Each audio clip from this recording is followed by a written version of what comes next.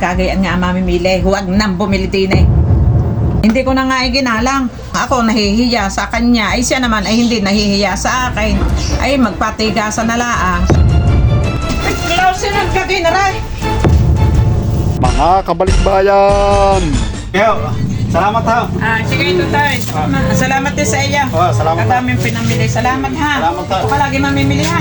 Hindi naman ako lagi namimili. Kabuka namin yung tinda. Kaya nga, salamat ito. Yeah.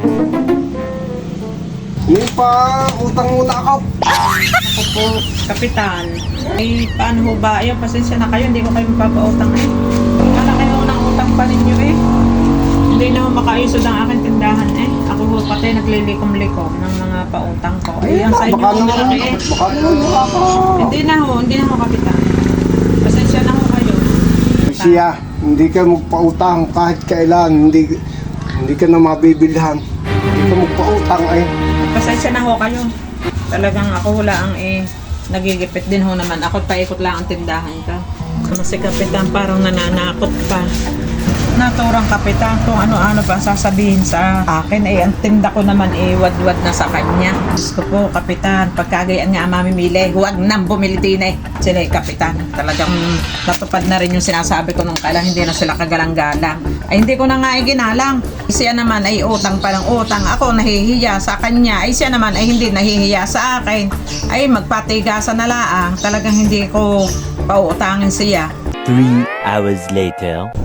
Walang nabili nga sa akin. Gayon. Ang umaga yan dami sunod-sunod. Tsaka kahapon naman. Ganitong oras, maraming namimili. Pit na yun ay walang namimili.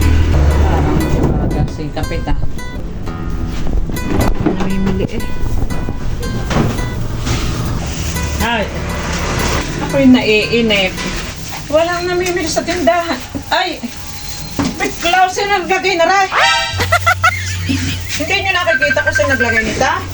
Aba, ay sobra naman. Hindi ko namin nakita. Nakakagalit naman. Kaya pala yung mga dadaanan Ano doon. yan? Ano yung sabi niya?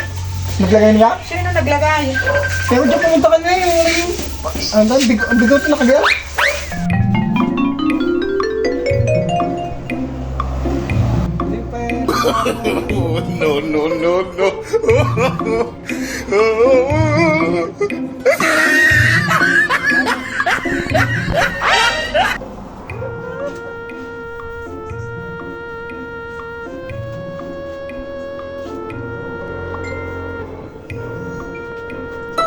Kung may makilala Kailangan naman dito si Kapitan.